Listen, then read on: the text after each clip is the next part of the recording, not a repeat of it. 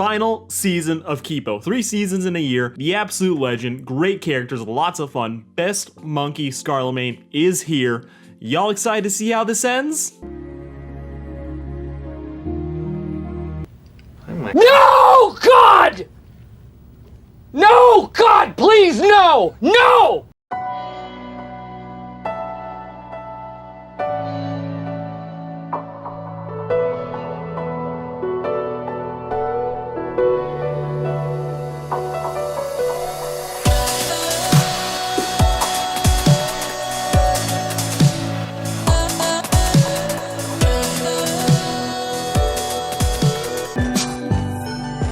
Episode 1. The world's a mess, everyone's a racist, and it's up to the hidden Blasian to save the day.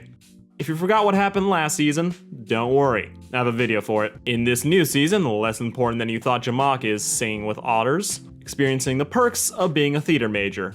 No expectations and utter disappointment. Our main idiot is sharing the Lumbercat's place, reconvening with her friends, who are just wonderful people. Just look, we have the mother murderer Wolf, propose on the third date Benson, and the other two. Happy to not be in a Disney or horror film, Leo is also here to be Kipo's dad. Charging by the growl, Steve Blum is present, and ignoring all of this, Frog reveals the inciting incident and sends the crew on a scavenger hunt. Bombers are in mourning and nuking the 405, pointing them to the Wu-Tang Wolves. They have also lost someone, but that's not brought up. Instead, we focus on a spinner thing that they claim the cat stole from them. A completely baseless allegation based on bias, fear, and fuck, they did it, didn't they? You absolutely took it.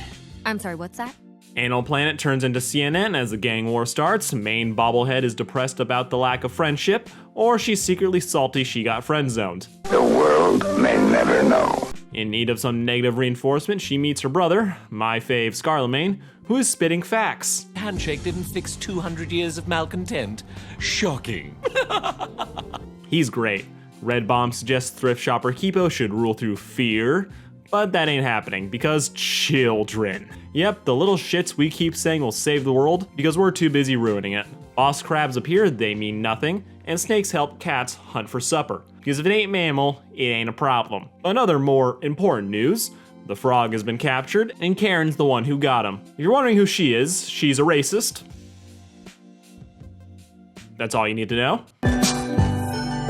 Episode 2, What If the Shape of Water, but K-pop? World has ended, but from the ashes of civilization, K-pop has somehow survived. Thankfully, the infestation is being kidnapped and unsuccessfully euthanized as we speak, with the frog talking a lot of shit for a guy who will be in the background for the rest of the season. We thought he was Zuko when he was really a worse off Toru.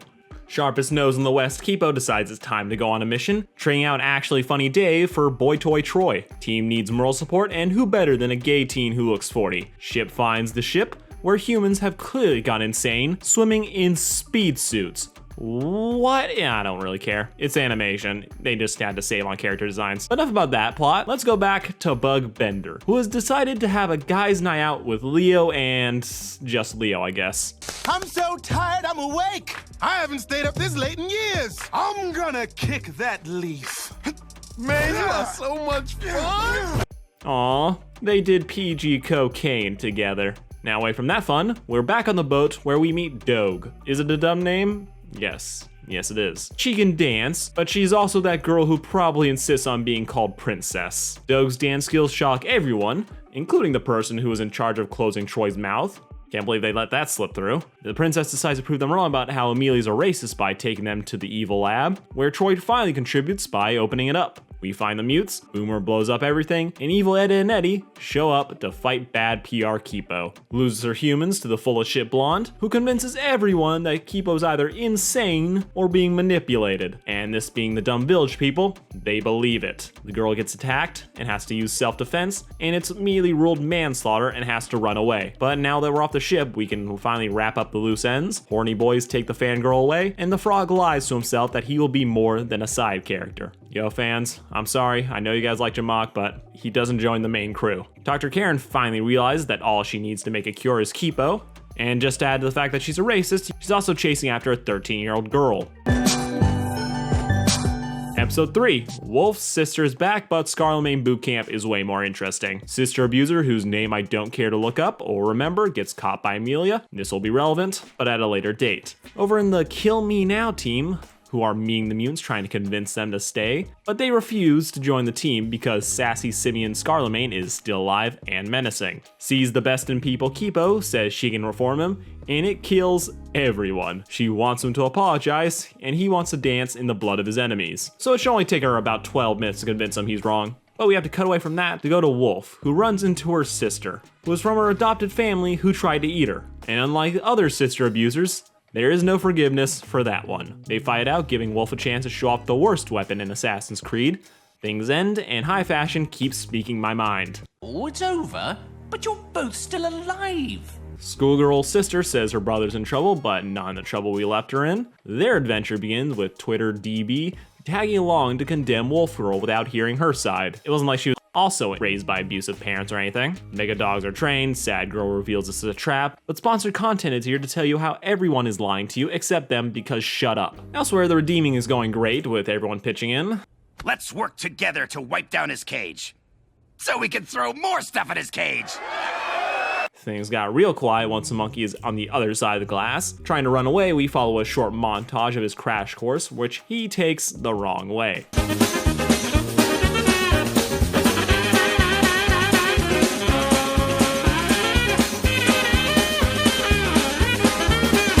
But eventually they finally find the one thing he can't smash into the ground. Relearning how to interact with people, abused monkey Hugo slowly realizes he might need to reevaluate his approach to people. Giving a bad speech where he doesn't fully admit he messed up. It's still good enough for the mutes though, who while not forgiving him, have finally accepted the fact that without an army, they can kick his ass.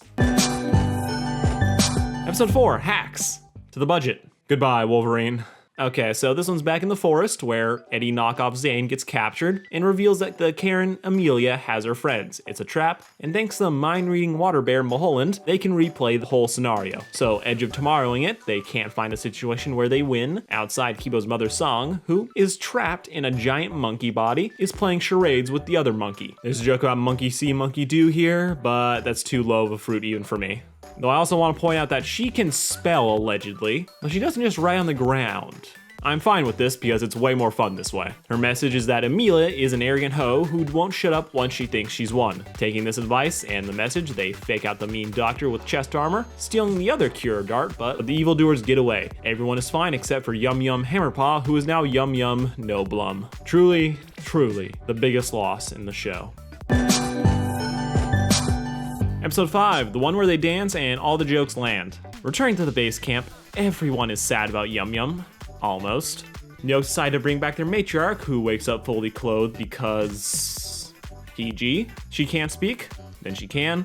Feels all around, children gets murdered. Song is doing science for a vaccine that won't matter in the slightest. Mutes, wrong mutes, are freaking out about dying, giving us the best joke in the series. What would scare the humans? Clowns? Other humans. Diversity! Public speaking! Great big cockroach. Mega monkey! Also, actually funny now, Dave is trolling Benson. Did you just step on a bug? Maybe it was a crunchy leaf. Oh, look, another bug. I'm gonna squish it. Yeah, What? squishing bug. Told ya, insects and crustaceans. They just don't matter. Deciding a wall is their best option to keep the invaders out, they go to the Dubstep Bees, their actual name by the way, who can touch Death Ivy and build them an impenetrable wall, should avoid improv Kipo's Yo Mama joke doesn't land well, and get stung, causing her to dance to death. This would be stupid if it didn't actually happen, allegedly. Also, smear frames. Lots and lots of smear frames. They hold a dance-off to free their daughter, and what happens next, you have to see to believe. The scene would go great with bagels. Dance moves are great till you realize it was just the music. Bees decide to let her live because motherhood, and agree to build their death wall, protecting them from the army of Forehead coming to get them. Episode 6. Ugh, I think I'm starting to get tired. I think I might just want to finish this tomorrow.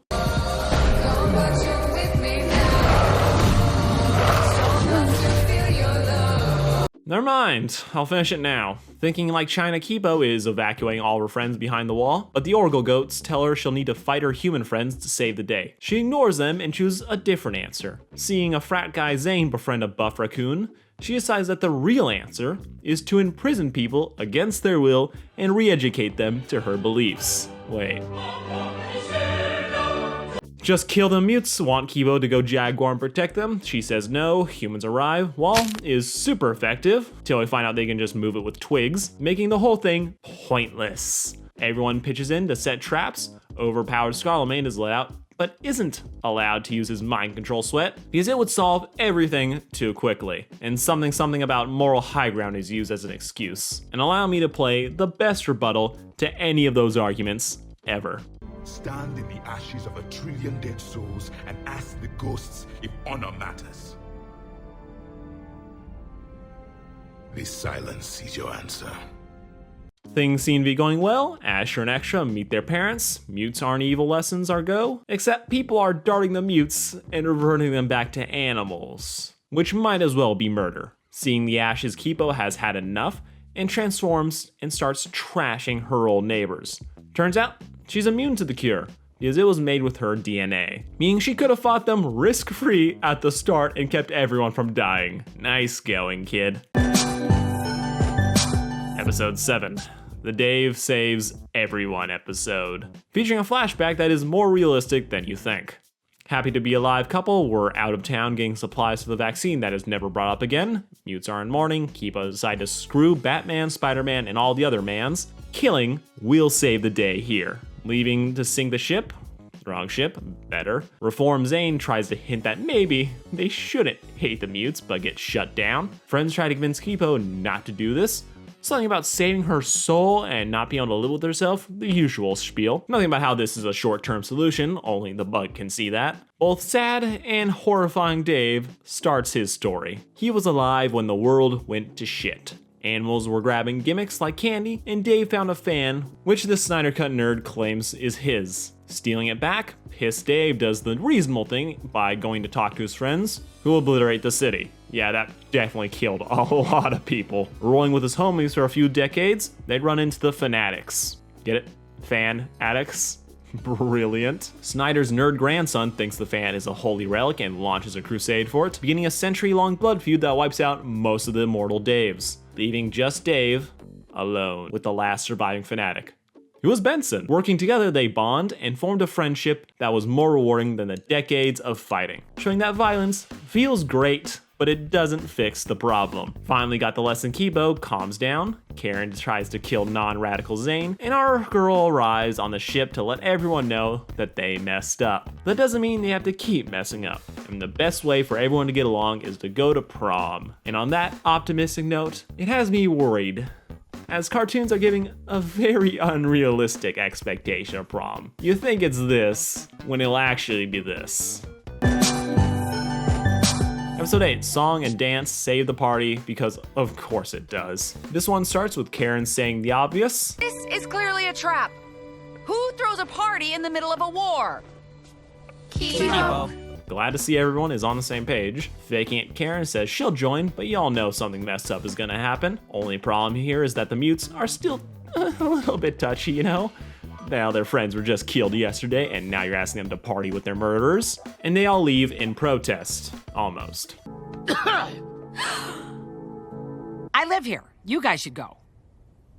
Team Wonder puts together a float to convince everyone that they're so sorry. Murder is an option when talk about killing things. Float is complete, everyone is locked in. Let's kill one person monkey tries to tell Kipo that Amelia needs to go. Also, the float's gone. See now, Squirrel stole it. And the thing Benson is freaking out about a sure thing, while the married man strikes out. You just have to be confident. Check it out. Hey, Song, you want to go to prom with me? No.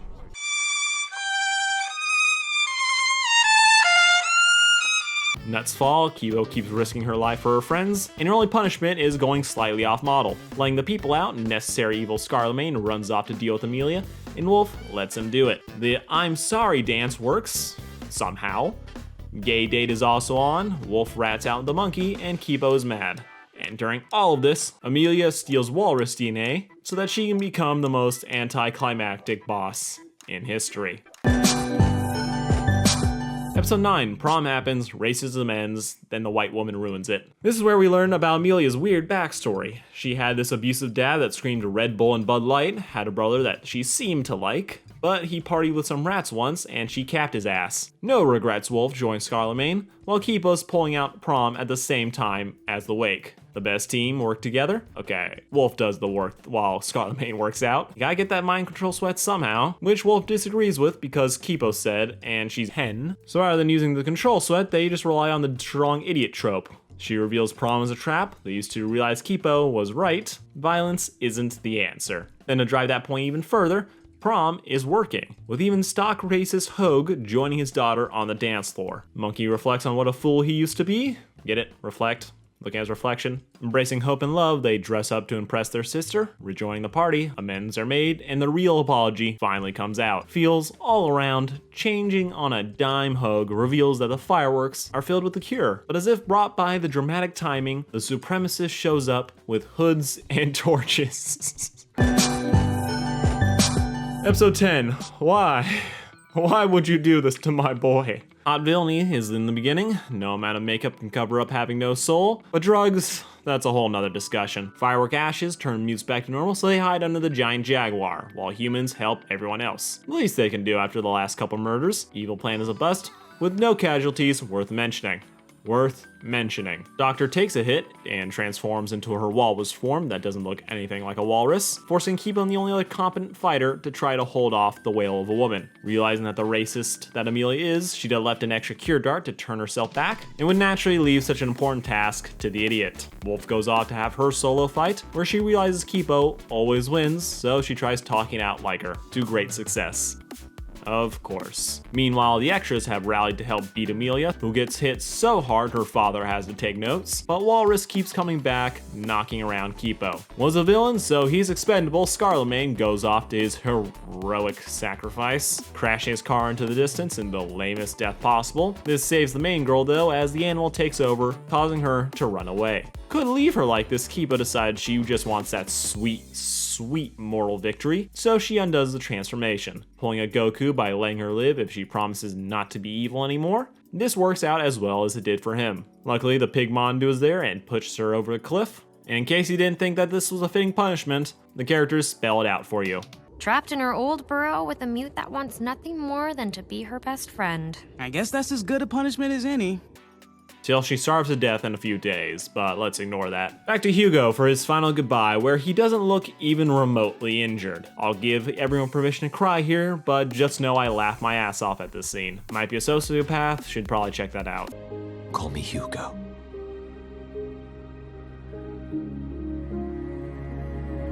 Hard cut to 5 years later, where everyone else has moved on with their lives. Wolf is using her personal trauma and anger issues to be a dog trainer. Benson started a restaurant with Troy, who finally has a body to match that old man face. Who finally has a body to match those old man dimples. Life is perfect. Frog is a bus driver. Dave is still being a dumbass, but I think he'd be pretty good at TED Talks. Kipo has now been claimed by Tumblr by the right of hairstyles, and Hugo finally got his statue. And the name, that is where I cried. Also, Mondu is here. Life is wonderful, the music is great, and so ends Kipo and the age of something too long for anyone to type into Google. If you want to blame something for why this show wasn't huge, there's your reason. Alright, that's the end of that. I'm doing a real talk Q&A, so ask me questions about the show and I'll see if I can answer. Thank you all for watching, and I'll get back to you real soon. Peace out, Sarcastic fans.